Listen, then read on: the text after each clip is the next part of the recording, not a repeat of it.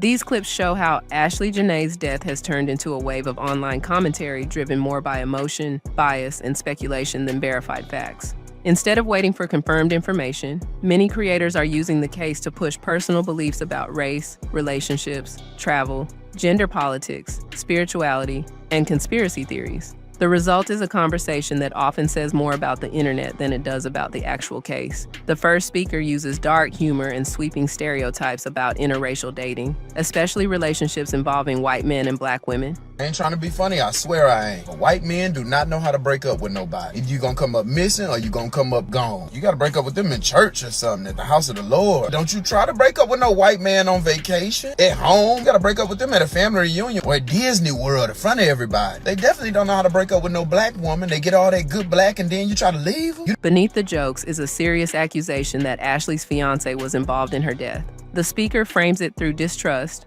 racial tension, and exaggerated warnings. While meant to be entertaining, this kind of commentary can blur the line between comedy and serious claims, especially when no legal conclusion has been reached. And invited them to the cookout. They got to enjoy all of the black shit that we offer and season their food all good. They licking their fingers and shit after they eat. I ain't did no shit like that before. I ain't finna let you lead them. Not without a fight. And when you break up with them, make it a clean cut. Don't be trying to go back to the house where I forgot my toothbrush. That ain't just interracial with white men. They doing it to the white women too. White men break up with women like lesbians break up with women. They gonna shoot you, fight you, stump you, whatever they got to do to make motherfuckers stop breathing. And I ain't trying to be funny. I'm dead serious. Look it up. Look up the statistics. I ain't saying don't date them. I'm just saying don't break up with them. You gotta be with them for life. Or break up with them at church. On Easter Sunday, where everybody there. Ain't one doubt in my mind that man had something to do with that beautiful young lady's death in Tanzania. The second speaker takes a more dramatic storytelling approach. They compare Ashley Janae's case to other high-profile deaths involving black women traveling abroad. Much of the focus is on suspicion toward foreign authorities, wealth, power, and the fiance's background. Girl that makes us look and gag and want to live our life and mimic our life after them. And so she was showing all of this luxury, you know, first class, living the life. But she was showing all of it. You know what I'm saying? She rarely smiled in pictures. That's how I could see something was going on. But Joe had these weird, quirky looks. And I could tell by a person's eyes that they have intent. Now, the reason we're saying that, you know, justice may not be served in this case, you know, Tanzania is on the ban list. You know what I'm saying? We ain't supposed to be going over there anyway. You know what I'm saying? Messing around. And allegedly, it's a place where they can be bought. You know what I'm saying? They said the owner of the hotel was a white guy and most of the staff is black. So they can be bought and the police can be silenced too because they want the coin, the money. Joe had the money. You know what I'm saying? So Joe called the family called the family 2 days and they said the girl been in the hospital back and forth unresponsive for 5 days, but Joe waited 2 days after the incident had happened so they can get the story together, in my mind, so they can get the story together to tell the family what happened, what occurred in the hotel room. The speaker also questions Ashley's decisions, such as traveling, accepting a proposal away from family, and trusting a wealthy partner too quickly. This creates a narrative of caution, not being blinded by luxury, status, or appearances, but it also mixes concern with many assumptions that are not proven. Renee Janae, I would ask you, why did you have your family? And I don't let men propose. Y'all stop letting these niggas ninjas take y'all out of here and propose to y'all when your family ain't around. Your daddy ain't around, your mama not around. Take y'all to foreign places and propose to you. Take you out of foreign places. I understand an intimate setting like a birthday or something like that. Not even a birthday. My girl's got to be with me. We're going to turn them. Man, my girl, it's my birthday. It's my birthday. We'll be at a little club or something. My man could come. You know, we celebrate or whatever. And I don't think she knew the back history of that man or the background of that man because she was blinded by his wealth, by his ability to provide for her and give her things. We can't get caught up with the things that love don't cost a thing. We cannot get caught up with the things that people give us and be blinded by that. Now, allegedly, Joe have several children under the age of 4 years old. Girl, you didn't take the time to get to know that man's DNA, his personality. You didn't get the time to know that man's ex-wife. Got an ex-wife? Yes, girl. I don't know if she was black or what. We doing some investigation. We digging her up too. She got to tell. She got to talk about the personality of Joe McCain. And the man got kids, cheering. And he just recently divorced. Recently. We got to look into all of that. We got to take account into all of that stuff that is going on in these relationships where these guys are trying to swoon us and wound us through and engage in us and madly in love with us.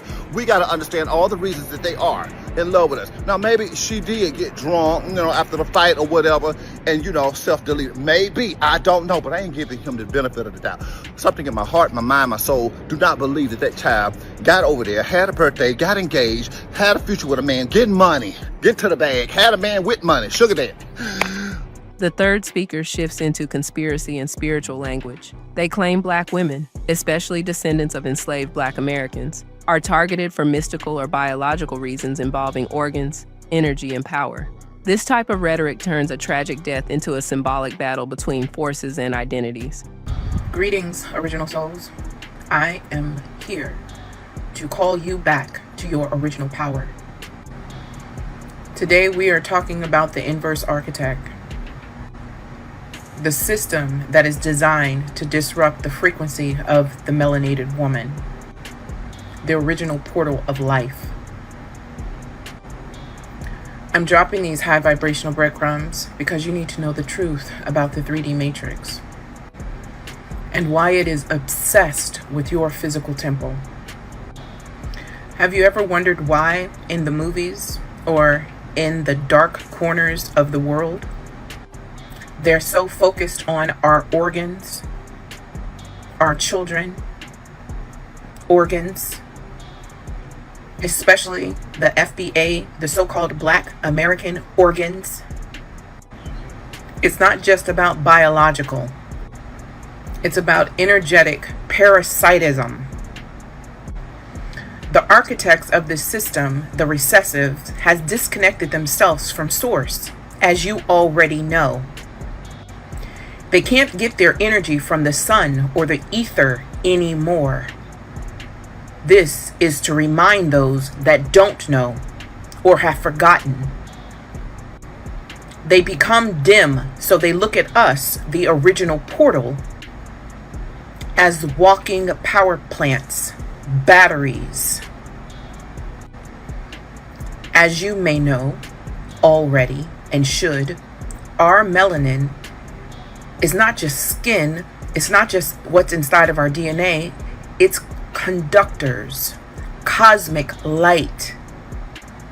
Our organs are hardware, literal hardware designed to hold high, very high frequencies, dimensional frequencies of light.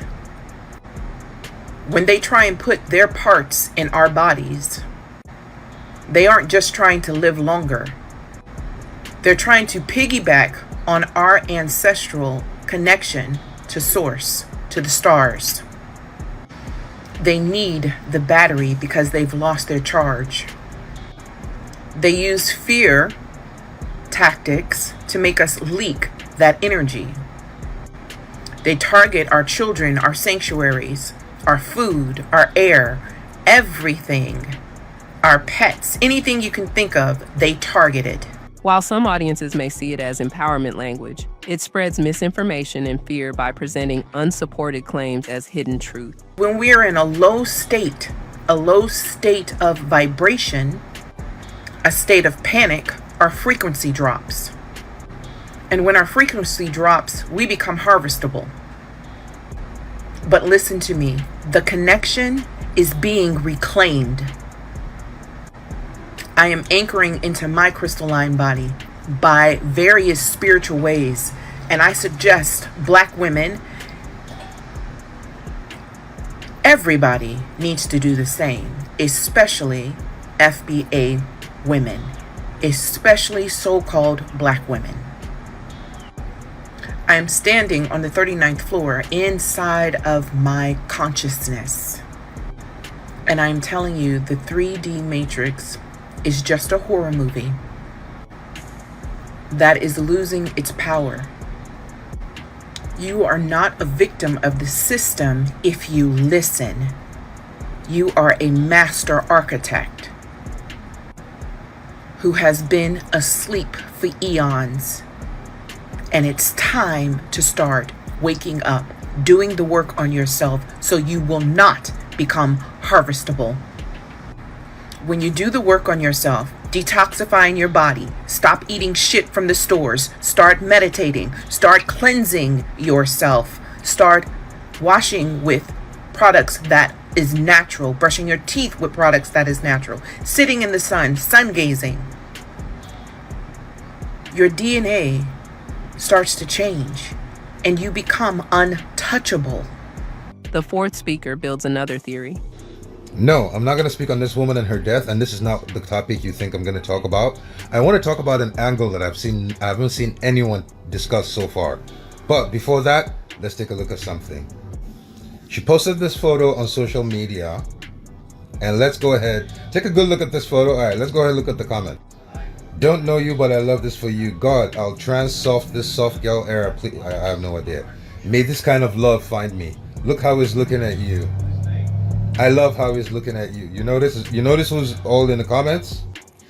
He wants to eat you up. May love like this find us. Oh, cause I thought someone whose man wouldn't even get them a 444 said something.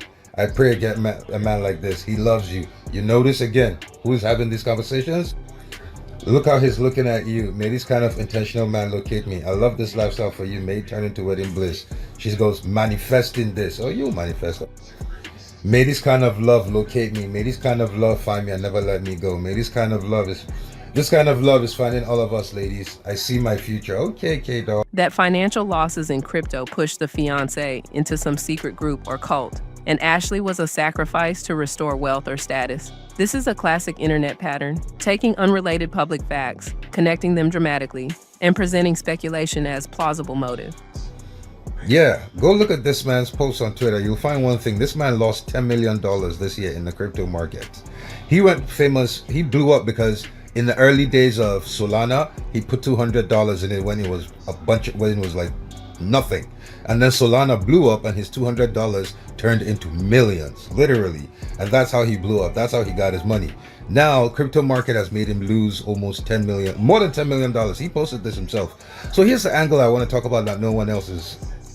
This man lost a lot of money, went to whoever he needed to go to recoup the money, and he was meant to join either a group, a cult, or whatever. He was meant to do something, and she was his sacrifice. So he took her to the one country that he knew he could do this and buy the police and come back home safely. That's just a theory. She was his sacrifice for something. This man is trying to join something. He lost $10 million. He needs to find a way to recoup it. And this man, that's my theory. Because now we know about the Epstein files, witchcraft, all the things they do. This man wanted to join something or someone to increase his financial status. And he needed to make an offering. He needed to make a sacrifice. And he chose the ebony girl. And he took her to Africa and he murdered her. And now he's about to come back. He didn't even post about the death for 2 days. So now he's probably back in America, or he's going to come back to America, and his business is going to start booming. There is no verified evidence in the statement, but conspiracy framing often gains traction because it feels cinematic and emotionally satisfying. Interracial relationships are dangerous wealth, and luxury hide abuse systems target Black women. Elites use rituals and secret networks. Women should distrust appearances. Authorities cannot be trusted. That is why these stories spread quickly. They attach a real tragedy to existing fears and frustrations. In high-profile cases, people often want answers immediately, but investigations rarely move at internet speed. A more responsible takeaway would focus on practical issues instead: relationship red flags, safety while traveling, keeping family informed, understanding who you're dating, and waiting for confirmed updates before making accusations. Ashley Janae's story has become a mirror reflecting many online anxieties. But until facts are established, much of what is being said remains commentary, not truth.